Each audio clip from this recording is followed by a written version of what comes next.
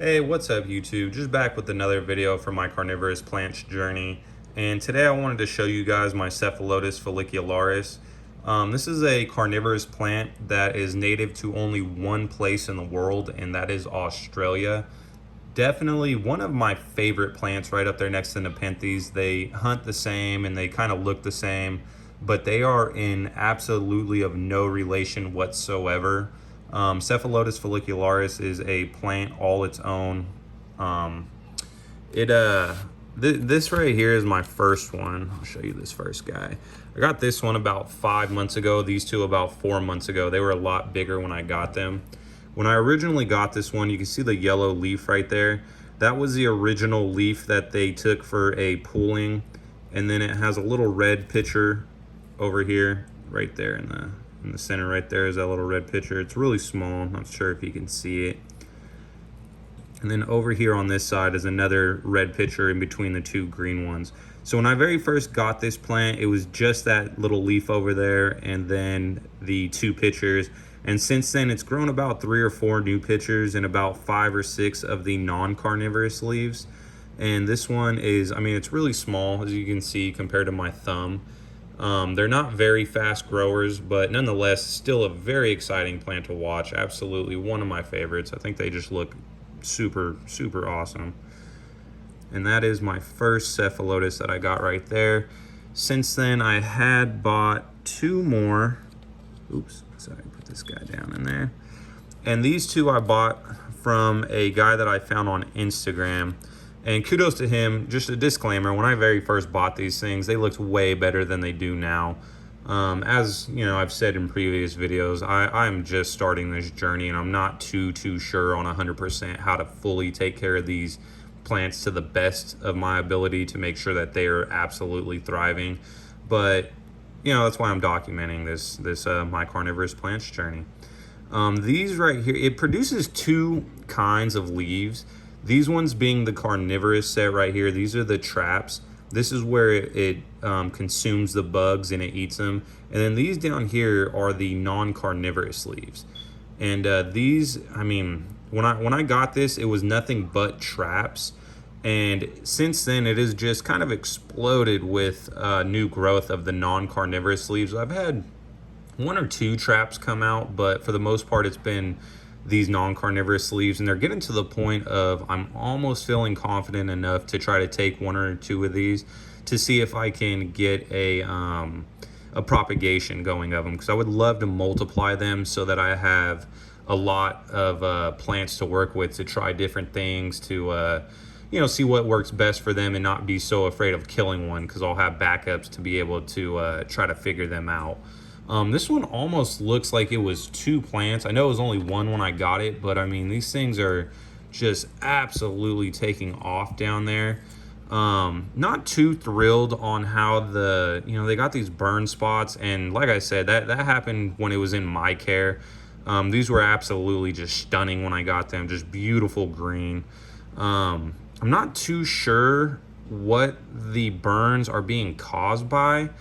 I think it's like, you know, 1 of 3 or 4 things. One being maybe I put it too direct of light.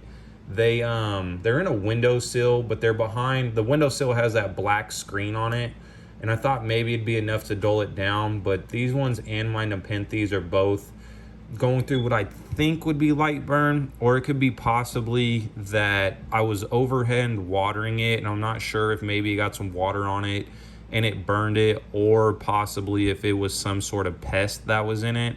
I don't think it'd be a pest or anything. I mean, it's always a possibility. Like I said, I'm still learning with these, but I think it was more so along the lines of just too intense a light, especially because, you know, people in the carnivorous plant world are really friendly and they're always willing to give advice. I've never had anybody just be like, hey, figure it out. And you meet a lot of cool people, you know, dealing with these plants. And I'm the type of person, I ask 50 million questions. So I reached out to somebody that I met in the carnivorous plant world yesterday, and it was actually the person that gave me my first one. And he was showing me ones that he put out into direct light way too soon. And the similarities were just really striking. Like, I mean, they just look the exact same. and got that brown, got these burns up top, and the coloration was just, I mean, spot on. And he said it was 100% because he had thrown his plants into direct light too early. And so that led me to believe that it was definitely most likely that I threw these into just too intense of light, or not actually threw them in, because I've had them since springtime in a window. And honestly, with a lot of my plants this year, they were starting out in spring really just thriving, going strong. And then I'm not too sure if maybe just the sunlight got too intense as summer carried on. You know, we're in mid-August now. I got these ones in about April or May. And so obviously the light back then was really a lot less intense. This is my second one of the same person I got this one from. I bought two at a time. This one right here was my first trap that I had that had opened. Since I had it, all the other traps were closed and had not opened or produced traps that were opening on their own just yet. This one, you know, still is a little bit of a bummer. As you can see, it got the burn on it. And it didn't start out that way. I got a new picture coming down here, which is promising. You know, it hopefully is a sign that I'm on the right path here. And it's really cool though. These very similar to Nepenthes, how they hunt. As you can see, they got these what they call, or they refer to as, ladders on the side. I'm not sure what the exact scientific name is, but you see these little fuzzy things right here and these fuzzy ones up here, and they kind of go straight up into the pitcher.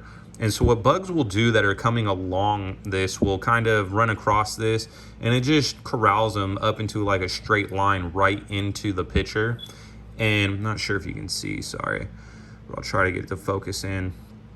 On the peristome up here, it has these little hooks. And so once a bug falls into there, it can't really climb out very easily, because if it can manage to even climb up the sides of the walls without drowning in there or dying in there, it you know, it meets those hooks and it makes it just almost impossible to get out. If it's a flying bug or even a bug that does manage to get up to the top, also it has a specially modified lid or a top up here that it has these little translucent, almost like windows up there. And what it does is it lets light through, and the bugs get disoriented. They hit the lid and they don't really know which way is out until they just get exhausted, fall down, and just die, in which the plant will break it down and start to absorb it. Very recently, I just switched the watering habits from, I was going over the top and trying not to hit the plant, but you know, it's really hard not to hit the plant. And I was watering all through the top, and was concerned if maybe that was a problem, or I was doing it wrong, or maybe not watering enough or too much.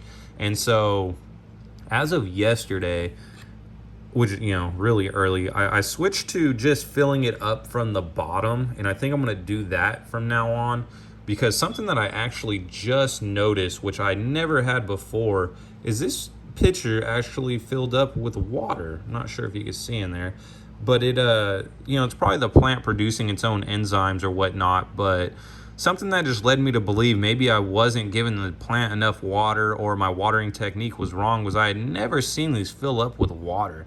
I've definitely have seen videos of them in the wild, and you know, they're filled up with water and or digestive fluid, whatever it may be in there.